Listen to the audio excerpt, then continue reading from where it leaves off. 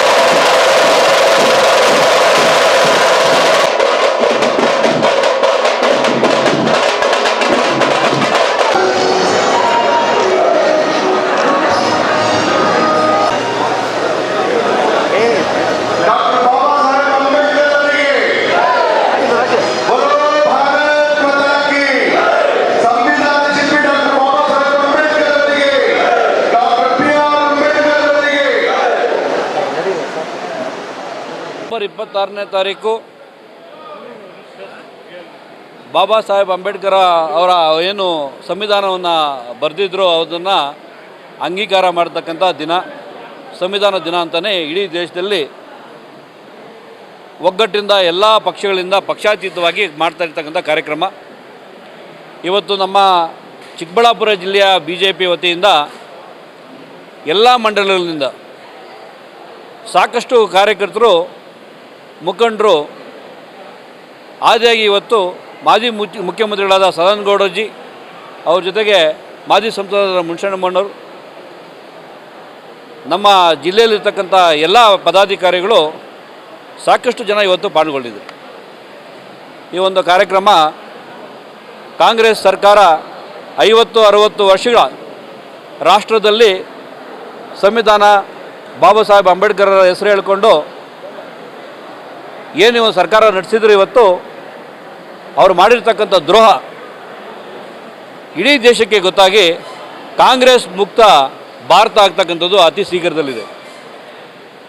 2-3 ರಾಜ್ಯದಲ್ಲಿರ್ತಕ್ಕಂಥ ಕಾಂಗ್ರೆಸ್ ಈಗ ಮುಂಬರುವ ದಿನಗಳಲ್ಲಿ ಕಾಂಗ್ರೆಸ್ ಮುಕ್ತ ಏನು ಭಾರತ ಆಗ್ತಕ್ಕಂಥದ್ದು ಹತ್ತಿರದಲ್ಲಿದೆ.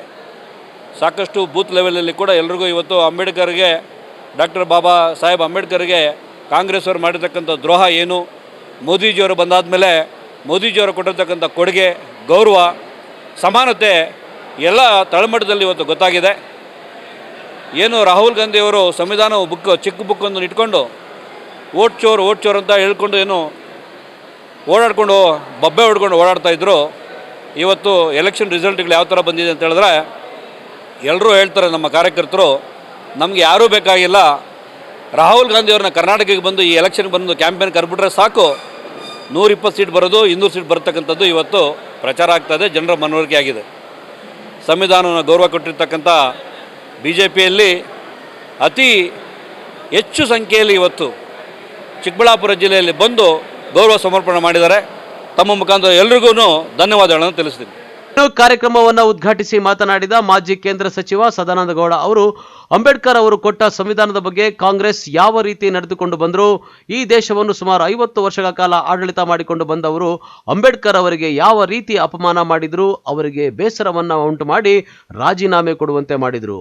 ಈ ದೇಶದಲ್ಲಿ ಯಾವುದೇ ಕಾನೂನು ಬಂದಿದ್ರೂ ಕೂಡ ಅವೆಲ್ಲವೂ ಲೋಕಸಭೆಯಲ್ಲಿ ಅಂಗೀಕಾರವಾಗಿರುವಂಥದ್ದು. ಅಂಬೇಡ್ಕರ್ ರಚಿಸಿರುವ ಶಾಸನಗಳು ಪ್ರಾಯಶಃ ಎಲ್ಲ ಶಾಸನಗಳಿಗೆ ಮೇಲ್ಪಂಕ್ತಿಯಲ್ಲಿರುವಂಥದ್ದು.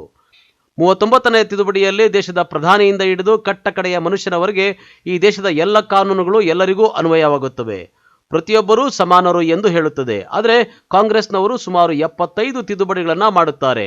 ದೇಶದ ಹಿತಾಸಕ್ತಿ ಕಾಪಾಡುವುದಕ್ಕೆ ಪ್ರತಿರೋಧ ಮಾಡುವ ಕೆಲಸವನ್ನ ಕಾಂಗ್ರೆಸ್ನವರು ಮಾಡಿದ್ದಾರೆ ಎಂದು ಆರೋಪ ಮಾಡಿದರು.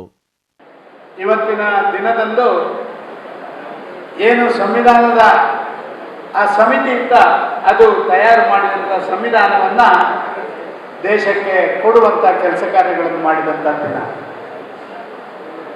ಪ್ರಾಯಶಃ ಚಿಕ್ಕಬಳ್ಳಾಪುರದಲ್ಲಿ ಇಷ್ಟು ದೊಡ್ಡ ಕಾರ್ಯಕ್ರಮ ಮಾಡುವಂಥ ಒಂದು ಪ್ರಯತ್ನ ಮಾಡಿದಂಥ ನಮ್ಮ ಜಿಲ್ಲಾಧ್ಯಕ್ಷರಾದಂಥ ಸನ್ಮಾನ್ಯ ರಾಮಚಂದ್ರಗೌಡರಿಗೆ, ವಿಶೇಷವಾಗಿ ನಮ್ಮ ನಾಯಕರು, ಒಂದು ರೀತಿ ಫೈರ್ ಬ್ರ್ಯಾಂಡ್ ನಾಯಕರು, ನಮ್ಮ ಮಾಜಿ ಲೋಕಸಭಾ ಸದಸ್ಯರಾದಂಥ ಸನ್ಮಾನ್ಯ ಮುನಿಸ್ವಾಮಿ ಅವರಿಗೆ ನಾನು ವಿಶೇಷ ಅಭಿನಂದನೆಗಳನ್ನು ಸಲ್ಲಿಸ್ತೇನೆ.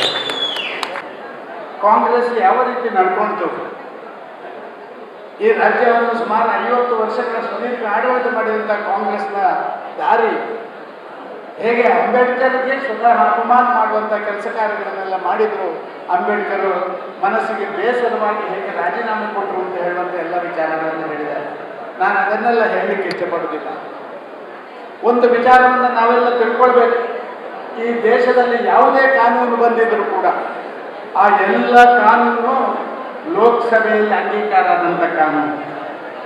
ಆದರೆ ನಮ್ಮ ದೇಶದ ಸಂವಿಧಾನ ಅದು ಜನರಿಗಾಗಿ ನಾವೇ ಹೇಗಿರಬೇಕು ಅಂತ ಹೇಳುವಂಥ ವ್ಯವಸ್ಥೆಯ ಕೇಂದ್ರೀಕೃತವಾದಂಥ ಅಂಬೇಡ್ಕರ್ ನೇತೃತ್ವದ ಸಮಿತಿ ರಚನೆ ಮಾಡಿದಂಥ ಒಂದು ಶಾಸನ ಇದೆ. ಪ್ರಾಯಶಃ ಎಲ್ಲ ಶಾಸನಗಳಿಗೆ ಒಂದು ಮೇಲ್ಪಂಕ್ತಿಯಲ್ಲಿ ಕೊಡುವಂಥ ಶಾಸನ ಇದೆ. ಒಂದು ಭಾರತವನ್ನು ಸಾರ್ವಭೌಮ ರಾಷ್ಟ್ರವನ್ನಾಗಿ ಮಾಡಬೇಕು, ಅದಕ್ಕೆ ಬೇಕಾದಂಥ ಮೂಲ ತತ್ವ ಸಿದ್ಧಾಂತಗಳು ಹೇಗಿರಬೇಕು, ಸಮಾಜವಾಗಿ ಸಮಧರ್ಮ ಸರ್ವಧರ್ಮ, ವಿಶೇಷವಾಗಿ ಸಮಭಾವದ ಪ್ರಜಾಸತ್ತಾತ್ಮಕ ಗಣರಾಜ್ಯವಾಗಿ ರೂಪೀಕರಣ ಮಾಡುವುದಕ್ಕಾಗಿ ಈ ಒಂದು ಸಂವಿಧಾನದ ಆ ಒಂದು ಅಂಗೀಕಾರವನ್ನು ನಾವು ಕಂಡಿದ್ದೇವೆ. ಇನ್ನು ಕಾರ್ಯಕ್ರಮದಲ್ಲಿ ಕೋಲಾರ ಮಾಜಿ ಸಂಸದ ಮುನಿಸ್ವಾಮಿ, ರಾಜ್ಯ ಕಾರ್ಯದರ್ಶಿ ಸಿ ಮುನಿರಾಜು, ಎಸ್ಸಿ ಮೋರ್ಚಾ ಉಪಾಧ್ಯಕ್ಷ ಮಂಜುನಾಥ್, ಬಿಜೆಪಿ ಮುಖಂಡರಾದ ವೇಣುಗೋಪಾಲ್, ಮಾಜಿ ಶಾಸಕ ರಾಜಣ್ಣ, ರಾಮಲಿಂಗಪ್ಪ ಹಾಗೂ ಜಿಲ್ಲೆಯ ಎಲ್ಲ ಪದಾಧಿಕಾರಿಗಳು ಹಾಗೂ ಕಾರ್ಯಕರ್ತರು ಭಾಗವಹಿಸಿದ್ದರು.